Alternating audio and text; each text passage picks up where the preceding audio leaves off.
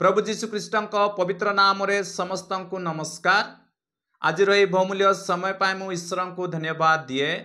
मु आपण मानक समस्त को ए नूतन वर्षर अनेक अनेक अभिनंदन व शुभेच्छा ज्ञापन करुअछि।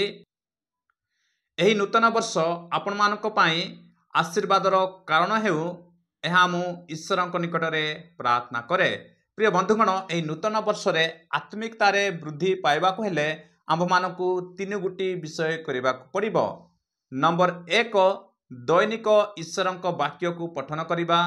नंबर 2 दैनिक चर्च जीवा। नंबर 3 दैनिक प्रार्थना करवा। जदि आबे माने एई तीन गुटी विषय गुड़िक करवा ताहले 2024 वर्ष आम मानक निमंते आशीर्वादर कारण हेबो। आसंतु प्रिय बंधुगण, आम्भे माने आजिर बाइबल अध्ययन आरंभ करवा। नंबर 1 बाइबल को दैनिक पठन करंतु।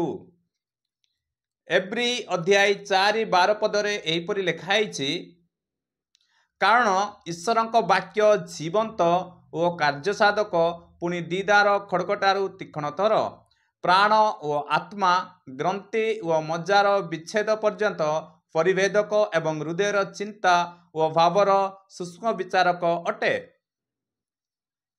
जिसाय अध्याय 40:8 पदरे एहिपरि लिखाइछि, तृण शुष्क हो जाए, पुष्प मलिन हुए, मात्र आम्भमानक परमेश्वरंकर वाक्य अनंत काल स्थायी। प्रिय बंधुगण, ईश्वरंक वाक्य जीवंत ओ कार्य साधक अटे। ईश्वरंक वाक्य अनंत काल स्थायी अटे।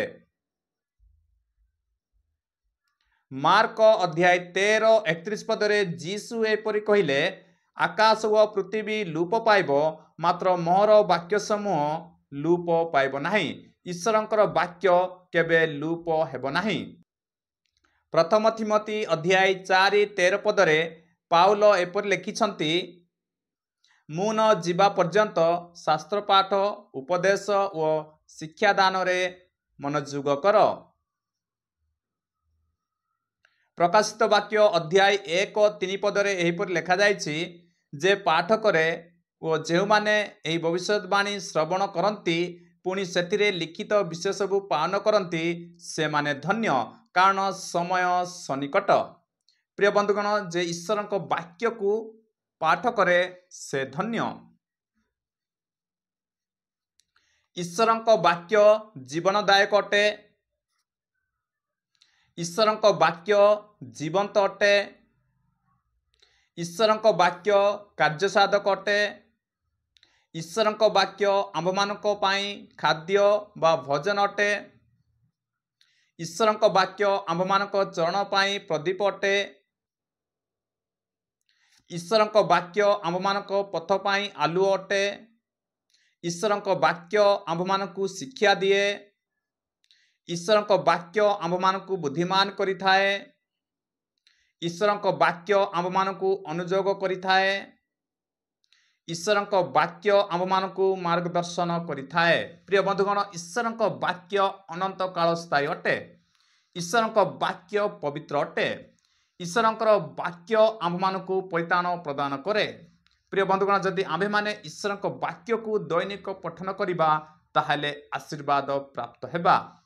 जदि आम्भे माने ईश्वरंक वाक्य को ए नूतन वर्ष रे दैनिक पठन करिबा ताहले आम्भे माने आशीर्वाद हेबा एवं आम्भमानक द्वारा आम्भमानकर परिवार मध्य आशीर्वाद प्राप्त हेबो। आसंतु प्रिय बंधुगण, आम्भे माने द्वितीय पॉइंट को देखिबा, दैनिक गिरजा को जानतु। प्रिय बंधुगण, आम्भे माने एई 2024 वर्ष रे दैनिक गिरजा जीवा बा सदा सर्वदा आम्भे माने उपासना गृह को जीवा।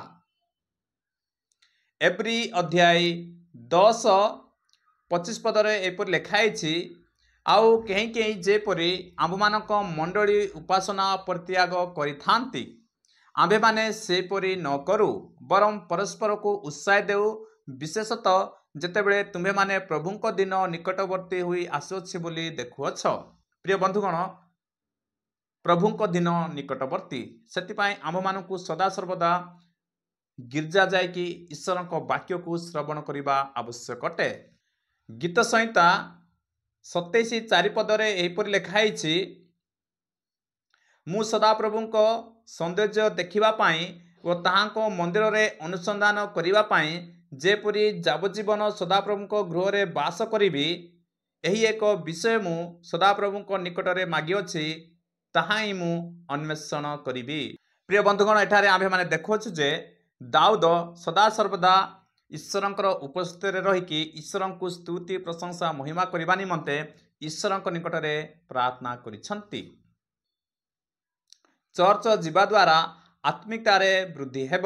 ପ୍ରିୟ ବନ୍ଧୁଗଣ, ଯଦି ଆମ୍ଭେମାନେ ପ୍ରତିଦିନ ଚର୍ଚ୍ଚ ଯିବା ଏବଂ ଚର୍ଚ୍ଚକୁ ଯାଇକି ଈଶ୍ୱରଙ୍କ ବାକ୍ୟକୁ ଶୁଣିବା, ତେବେ ଆମ୍ଭେମାନେ ଆତ୍ମିକତାରେ ବୃଦ୍ଧି ପାଇବା।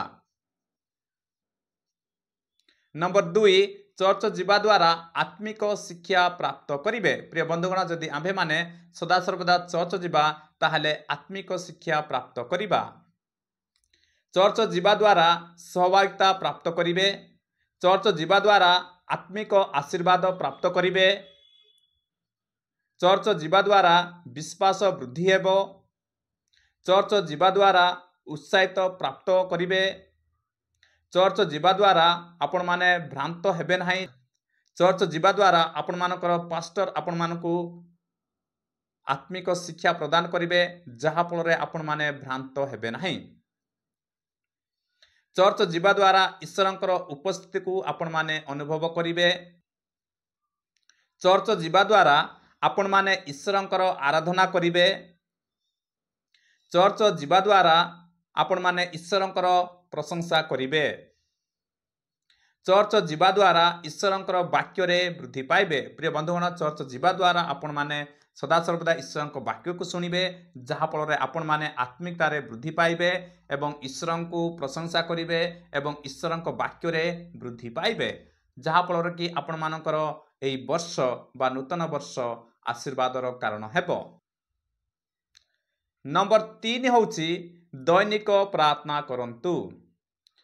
ପ୍ରଥମ ଥେସଲୋନିକ୍ୟ ଅଧ୍ୟାୟ 5:17 ପଦରେ ଏପରି ଲେଖା ହେଇଛି, ନିରନ୍ତର ପ୍ରାର୍ଥନା କର। ପ୍ରିୟ ବନ୍ଧୁଗଣ, ଏହି ନୂତନ ବର୍ଷରେ ଆମ୍ଭମାନଙ୍କୁ ନିରନ୍ତର ପ୍ରାର୍ଥନା କରିବାକୁ ପଡ଼ିବ। ଯଦି ଆମ୍ଭେମାନେ ନିରନ୍ତର ପ୍ରାର୍ଥନା କରିବା, ତେବେ ଆଶୀର୍ବାଦ ପ୍ରାପ୍ତ ହେବା।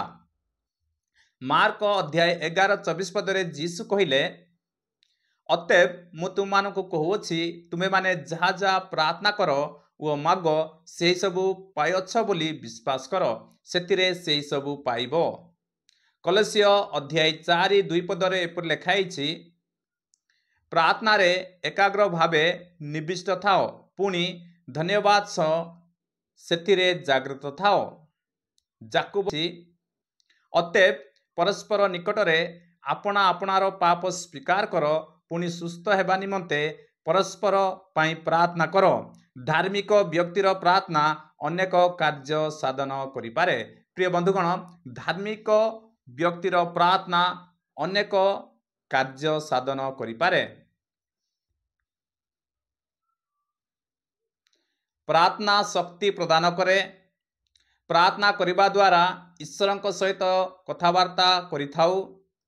ପ୍ରାର୍ଥନା ସୁସ୍ଥତା ପ୍ରଦାନ କରେ। ପ୍ରାର୍ଥନା ଚିନ୍ତା ଦୂର କରେ।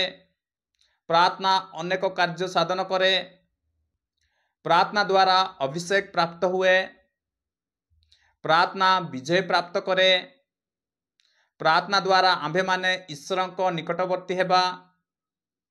ମାଥ୍ୟୁ ଅଧ୍ୟାୟ 21:22 ପଦରେ ଏହିପରି ଲେଖା ହେଇଛି, ପୁଣି ବିଶ୍ୱାସ କରି ପ୍ରାର୍ଥନାରେ ଯାହା କିଛି ମାଗିବ, ସେହି ସବୁ ପାଇବ।